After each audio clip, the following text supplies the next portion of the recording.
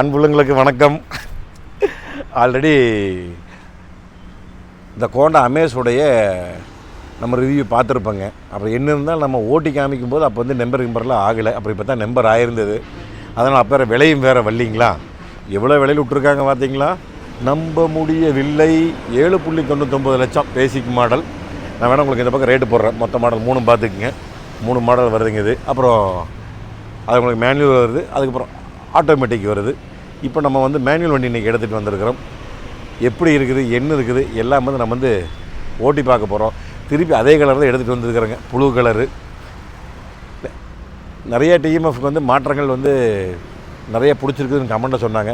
இன்ஸ்டாகிராமில் நம்ம டிஎம்எஃப் கிட்டத்தட்ட ஒரு 10-15 பேர்த்துக்கு மேலே மெசேஜே பண்ணி சொல்லியிருந்தாங்க. அண்ணா ஹோண்டா அமேஸ் பழைய வண்டியோட இந்த வண்டி செம சூப்பராக இருக்குதுன்னு. உங்களுக்கு பழசு பிடிச்சா புதுசு பிடிச்சிருந்தான்னு மறக்காமல் கமெண்ட்டில் சொல்லுங்கள். நம்ம வந்து இப்போ வண்டி ஓட்ட போகிறோம். ஓட்டலாங்களா? வாங்க வாங்க, நானும் ஓட்டணுங்க. நம்ம அம்மனி வேறு ஓட்டணுமாம்மா. இந்த வண்டி பார்த்துட்டு ரொம்ப பிரியமாக போச்சு. அதனால் கொஞ்சம் நேரம் அம்மனியும் ஓட்ட சொல்லுவோம். வாங்க ஓட்டலாங்க. அம்மனி போலாங்க. அடாடாடா, உங்கள் அப்பா அழகாக பேர் வச்சுருக்குறாங்க. என்ன பேர் வச்சுருக்குறாங்க? அம்மனி அம்மனின்னு. உங்கள் ஆத்தா கூப்பிட்ற? ஆமாம் ஆமாம், உங்கள் ஆத்தா அப்படி தானே சொல்லிகிட்டு இருப்பாங்க. அன்றைக்கி ஒரு நாள் நான் அங்கே போய் அந்த தீபாவளி அன்னைக்கு போயிருந்த போது நான் அங்கே வந்து உட்காந்துட்டு இருந்தேன் முன்னாடி. அப்போ வந்து மழை தூரிச்சல்ல. அப்போ வந்து உன்னை உங்கள் ஆத்தா சத்தம் போடுச்சு, ஏன்னா மழையங்க வேஞ்சிட்டு இருக்குது, அங்கே மாப்பிள்ளை குக்கிட்டு இருக்கிறாரு. நான் யோசனை பண்ணுறேன், மாப்பிள்ளை குக்கிட்டு இருந்தார் அப்படின்னு. மாப்பிள்ளை குக்கிட்டு இருந்தாரு, மாப்பிள்ளை உட்காந்துட்டு இருந்தார் அப்படின்ட்டாங்க. இவங்க ஆத்தா சொன்னாங்க அந்த மாதிரிங்க. அடா அடா அடா, வண்டி எடுத்த உடனேங்க அந்த பெட்ரோலுக்கு உண்டான சுகமும் ஸ்மூத்து கண்டிப்பாக இருக்குது. ஆனால் கிளச்சு நம்மளுக்கு முதலே சொல்லியிருந்த மாதிரிங்க, அந்த வெடியில் உங்களுக்கு சொல்லியிருப்பேன். கிளச்சு சும்மா நெகு நெகு நெகு நெகுன்னு வண்டி ஆகிட்டு கிளச் ஆகிட்டு அடா அடா அடா அடா அடா அடா வேற மாதிரி போங்க. லேன் இது ஆன் பண்ணிக்கலாமா? லேன் ஆன் பண்ணிங்க. ப்ளீஸ் ஸ்விட்ச் டு ஆப்ரேட். ஆன் ஆயிடுச்சு. ஆன் ஆகலையேன்னு தெரியல. 60க்கு மேலே தான் ஆன் ஆகுன்னு நினைக்கிறேன். ஆமாமோ,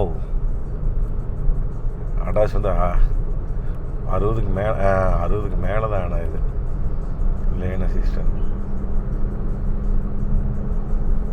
இதுவும் 60க்கு மேலே தான் ஆன் ஆகுது. அடாஸு லேன் டெப்பாச்சர். ஐயோ, லெஃப்ட்டு கொண்டு போகுது. சாமி இருண்ணா, இந்த பக்கம் வந்துக்கிறேன். லேனு தான் ஆன் ஆயிடுச்சுங்க பாரு. இது சும்மா ஸ்பீடு பிரேக். அம்மா யாருமே இல்லைம்மா, முன்னாடியும் இல்லை பின்னாடி யாரும் வரலம்மா. இதெல்லாம் யாரும் முயற்சி பண்ணாதீங்க. அடாஸ் கரெக்டாக வேலை செய்தால் என்ன ஏதுங்கிறதுக்காகத்தான் நான் சும்மா பார்த்துறேங்க. ஆனால் என்ன இருந்தாலும் அந்த 1.2 லிட்டர் வந்து கொஞ்சம் 5வது கியரில் நம்ம வந்து உட்காந்துருச்சு அப்படின்னா மறுபடியும் திருப்பி அதை வந்து பிக்கப் வந்து உடனே நம்ம 5வது கியரில் போக முடியாது. கண்டிப்பாக நான் அது கியர் மாற்றி ஆகணும். அது எந்த மாற்றம் கிடையாது. நல்லா ஸ்பீடு பிரேக்கெல்லாம் இங்கே வருங்க. அப்பா அப்படியே விடலாங்க. சின்ன ஸ்பீடு பிரேக்கெல்லாம் பெருசாக தெரியல. என்னதான் 2500 mm வீல் பேஸ் இருக்குதுங்க. பட் இருந்தாலும் வந்து அந்த ஹேட்ச் பேக் உண்டான அந்த குதி அந்த குணமெல்லாம் இல்லைன்னு வச்சுக்கலாம். என்னதான் 1 மீட்டர் செடான்னு தான் இருந்தாலும் வந்து 3995 மில்லிமீட்டர் உங்களுக்கு இருக்குதுங்க இது லென்த்து. பட் இருந்தாலும் வந்து அந்த அந்த சின்ன ஸ்பீடு இருக்கு வந்து நம்மளுக்கு பெருசாக தெரியலன்னு வச்சுக்கிங்களேன்.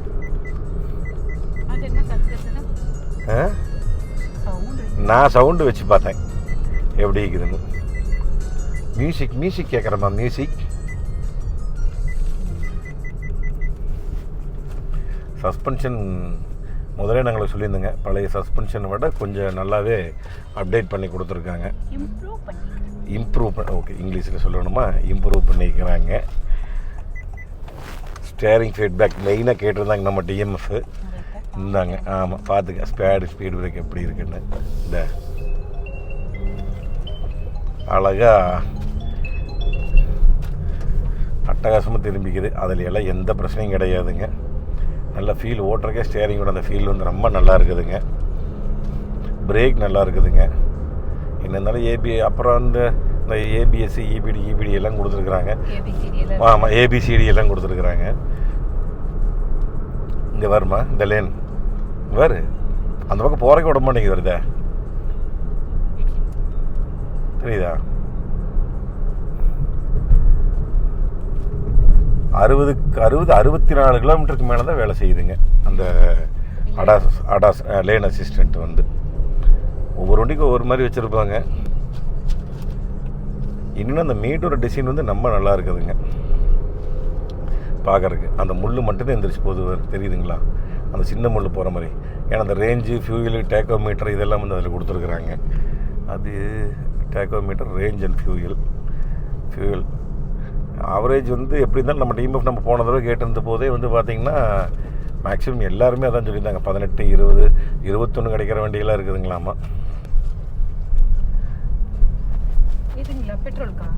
மைலேஜ் ஏன்னா அப்புறம் 1500 சிசி தான்மா.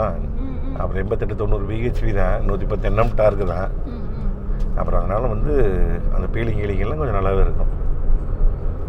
அதனால் மைலேஜும் நல்லாயிருக்கும். ஒவ்வொருத்தருக்கும் ஒவ்வொரு ஓட்டுக்கு மைலேஜ் வேறு மாதிரி கிடைக்கும். 80க்கு ஒரு, ஆமாங்க கரெக்டாக 80 டச் பண்ணி பார்த்துட்டேங்க. 80க்கு ஒரு ஸ்பீடு வார்னிங் ஒன்று வந்துருச்சுங்க.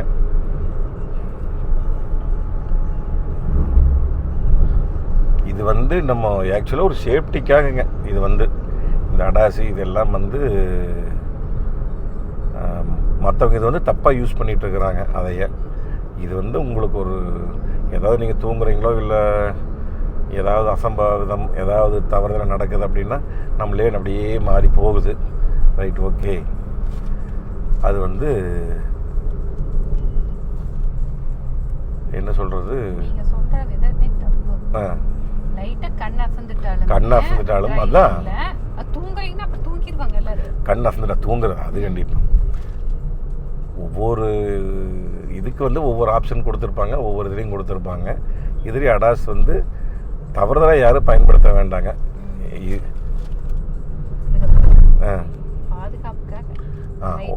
ஒரு சின்ன பாதுகாப்பு, அதுவும் ஒரு பாதுகாப்பு, அவ்வளோதான்.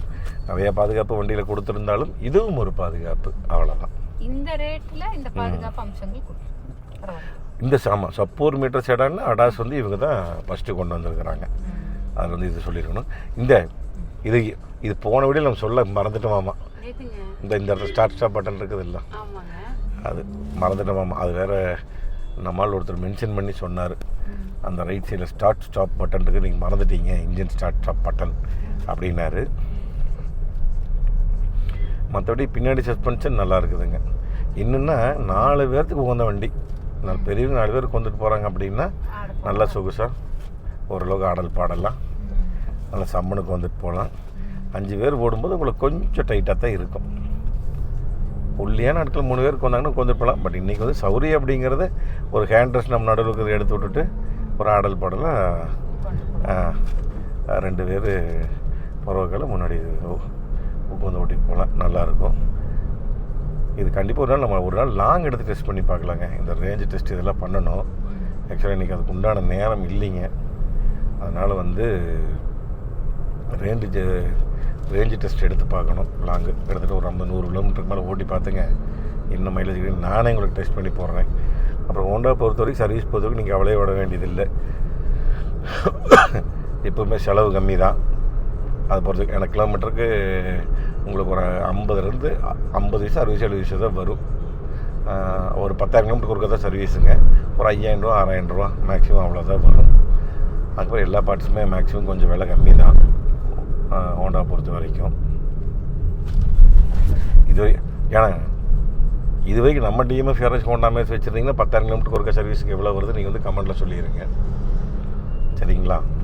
இது வரைக்கும் ஓட்டுனதில் எனக்கு பழைய அமேஸை கம்பேர் பண்ணும்போது ஸ்பீடு வந்து பார்த்திங்கன்னா ஸ்பீடாகட்டும், அந்த சொகுசாகட்டும், அந்த சஸ்பென்ஷன் ஆகட்டும், ஸ்டேரிங் ஆகட்டும், எல்லாமே வந்து நம்பவே வித்தியாசம் தெரியுதுங்க. நீங்கள் வந்து அது உங்களுடைய ஃபீலிங்கில் வந்து நீங்கள் ஓட்டி பார்த்தீங்கன்னா தான் தெரியும். இப்போ நீங்கள் பழைய அமேஸ் வச்சுருக்கீங்கன்னா நீங்களே வந்து ஓட்டி பார்த்தீங்கன்னா உங்களுக்கு அந்த பழைய அமேஸோடைய சஸ்பென்ஷனுக்கு இதுக்கும் ஸ்டேரிங்க்கும் எவ்வளோ வித்தியாசம் இருக்குன்னு தெரியும். ஏன்னா எனக்கே 2-3 பேர் கமெண்ட்டில் சொன்னதாகட்டும், நம்மளுக்கு நேரில் சொன்னதாகட்டும், ஸ்டேரிங் வந்து பழைய அமேஸ் வந்து எங்களுக்கு கொஞ்சம் டைட்டாக இருக்குதுங்க அப்படிங்கிற மாதிரி ஃபீலிங் சொன்னாங்க. பட் இந்த அமேஸ் வந்து நீங்கள் ஓட்டி பார்த்தீங்கன்னா தான் உங்களுக்கு தெரியும் அந்த ஃபீலிங் வந்து எப்படி இருக்குது அப்படின்னு. சரி, இது வரைக்கும் முடிஞ்ச வரைக்கும் நம்ம ஓட்டிகிட்டு வந்துட்டோம். நீ என்ன பண்ணலாங்கன்னா, இந்த அம்மனி வேறு அப்படியே இருந்து கேட்டே இருக்கிறாங்க வண்டி ஓட்டுறதுக்கு. அவங்க வேறு சும்மாவே குக்கிட்டு வந்துக்கிட்டு இருக்கிறாங்க. அதனால் அவங்க வேறு ஓட்டோன்னு அப்படியே இருந்து கேட்டிருக்காங்க வண்டி எடுத்ததுலேருந்தே. ஏம்மா ஓட்டுறியா? ஓரமாக நிறுத்துட்டா? சரி, நீ ஓட்டு. இருங்க, அப்படி லெஃப்ட் இண்டிகேட்டர் போட்டுக்கலாம். வாங்க. ஓ, இப்போ வந்து பார்த்தீங்கன்னா எங்கள் அம்மனி வண்டி எடுத்துட்டாங்க. அம்மனி தான் வண்டி எடுத்து ஓட்டிகிட்டு இருக்கிறாங்க. ஏனுங்க அம்மனி, எப்படி இருக்குதுங்க ஓட்டுறக்கு? நல்லா இருக்குதுங்களா? சும்மா நெகுன்னு இருக்குமே. ஒரு துளி சத்தம் இல்லை. இது வைப்ரேஷன் எப்படி இருக்குது? வைப்ரேஷன் எதுவுமே இல்லை. ஸ்டேரிங்கில் சுத்தமாக இல்லை வைப்ரேஷன். ஒரு துளியும் கூட இல்லை. ஓகே, நல்லா செகண்ட் கியர்லேயும் மூவ் பண்ண முடியுதல்ல? நாலாவது கிலோ 20 போயிட்டு இருக்குது. இடிக்கல. பரவாயில்ல, அருமையாக இருக்குதுங்கோ. இன்ன வரைக்கும் நம்ம ஓட்டி பார்த்தோமுங்க. சரி, அப்படி இப்படி இருந்தாலும் இந்த அமேஸ் பார்த்தீங்கன்னா லேடிஸ் ஓட்டுறதுக்கு நம்ம நல்லா இருக்குங்க. இதில் வந்து ஆட்டோமேட்டிக் வேறு இருக்குது இல்லைங்க. நான் அப்படியே சொல்லியிருப்பேன் உங்களுக்கு, ஆட்டோமேட்டிக் இருக்கிறதுனால அதுவும் ஜௌரியம் பார்த்துக்குங்க. வேற ஒருத்தர் திரும்பி பார்த்துட்டு போகிறார். வணக்கம், வீடியோ நல்லா இருக்குறீங்க. அருவி. மெயினாக ஆட்டோமேட்டிக்கு சிவிடி இருக்குது இவங்களது. அதுதான் ஒரு மிகப்பெரிய ப்ளஸ் வேறு இவங்களது. அதனால் இன்னும் ஆட்டோமேட்டிக் ஓட்டுறதுக்கு ஒரு காலுக்கு வேலையே இல்லை வேண்டியதில்லை உங்களுக்கு. நல்லா லேடிஸ் ஓட்டுறதுக்கு ரொம்ப சௌகரியமாக இருக்கும். ஆனால் எல்லாருமே திரும்பி பார்க்குறாங்கோ இந்த வண்டி தான். இந்த புல்லட் சரி, அது வேறு ஒருத்தர் நம்ம டிஎம்மா பாட்டு இருக்குது. அவர் புல்லட்டில் 2 பேர் பாய் சொல்லிட்டு போகிறாங்க. ஓ, நீ ஓட்டிட்டு போகிறங்காட்டி பார்த்துக்கம்மணி. சிறப்பு. பிரேக் நல்லா இருக்குதாம்மா? ஐயோ, விஸ்கின் அடிக்காத அம்மா. புறவக்கால் நிறைய வண்டி வந்துட்டு இருக்குது. நீ பாட்டுக்கு விஸ்கின் அடிச்சு.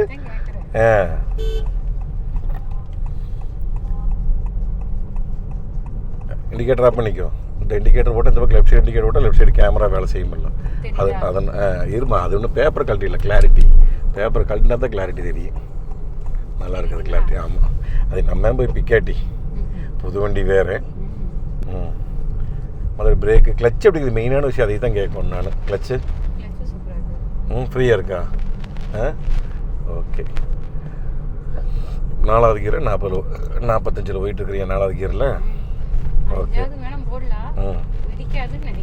ஓகே. இந்த நடுவில் அந்த ரிஃப்ளெக்டிங் கல்லெல்லாம் ஒட்டி வச்சுருக்குறாங்கல்ல, அது மாதிரி விடும்போது எப்படி தெரியுது உனக்கு ஃபீலிங்கு? நல்லா இருக்குது. பெருசு அந்த டங்குன்னு அடி விழுகிறது இல்லை. சஸ்பென்ஷன் அந்த பழைய வண்டிக்கு புது வண்டிக்கு அவ்வளோ சஸ்பென்ஷன் வந்து நம்ம இம்ப்ரூவ் பண்ணியிருக்காங்க. கரெக்ட். இங்கிலீஷில் சொன்னால், தமிழில் சொன்னால் மேம்படுத்தியிருக்காங்க. மேடம் வந்து நீங்கள் இங்கிலீஷ் தான் பேசுவீங்க. ஆமாம், இம்ப்ரூவ் பண்ணிக்கிறாங்க. வேற என்ன உங்களுக்கு? துறை இங்கிலீஷ். சரி, வேற என்ன நீங்கள் இந்த வண்டியில் வந்து ஃபீல் பண்ணுறீங்க?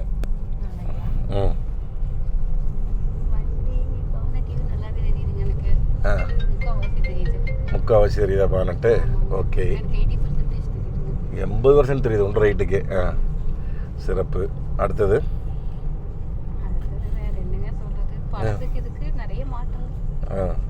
உன்னை வேறு நிறைய ரிவ்யூ பண்ண சொல்லி வேறு கேட்டிருக்கிறாங்க. எனக்கு ஒரு நாள் அம்மனி ரிவ்யூ பண்ண சொல்லுங்கள் அப்படின்னு. அதனால தான் அதிகமாக இந்த அமேஸ் கார் வந்து என்னை விட சரி அம்மனி பேச சொல்லிடுவோம். அமேஸுக்கு அம்மனி எப்படி இருக்குது? Punch dialogue.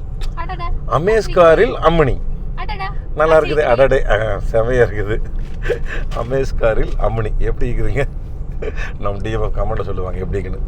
இந்த பஞ்சு நம்ம வேறு அடிக்கடி இந்த மாதிரி பஞ்சு டைலாக் எல்லாம் பேசுவோம்ல. ஓகே. இந்த இதில் வெள்ளை கலர் இந்த கோடு விடுறது பெருசாக குதியில்லை. ஓகே. எனக்கு தெரிஞ்சு கொஞ்சம் ஏர் ஜாஸ்தியாக இருக்குது. எப்போ புது வண்டிக்கு உண்டான ஏர் எப்போவுமே ஒரு 38-40 வச்சுருப்பாங்க. நார்மலாக வந்து நம்ம ஒரு 32 வச்சிங்கன்னா போதும். இல்லை நீங்கள் சிங்கிளால் நீங்கள் டபுள்ஸாக போவீங்க அப்படின்னா 30 வச்சிங்கன்னா போதும். 32ங்கிறது நார்மல். நீங்கள் 4 வீலுமே 32 வச்சு நீங்கள் ஓட்டலாம் தாராளமாக. சரிங்க. இதுக்கப்புறம் அடுத்து வந்து நம்ம ஃபைனல் வந்து நம்ம பேசிக்கலாங்க. அவுட்ரோ வந்து நம்ம பேசிக்கலாம்.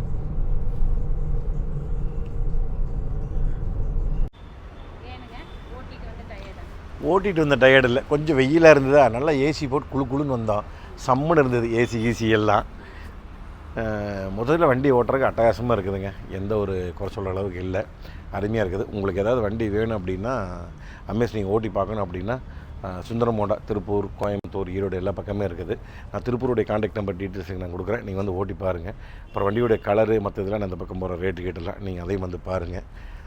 இன்றைக்கி இருக்கிற ஒரு ஏன்னா செடான் வந்து இன்றைக்கி நிறைய அழிஞ்சிட்டு இருக்குது.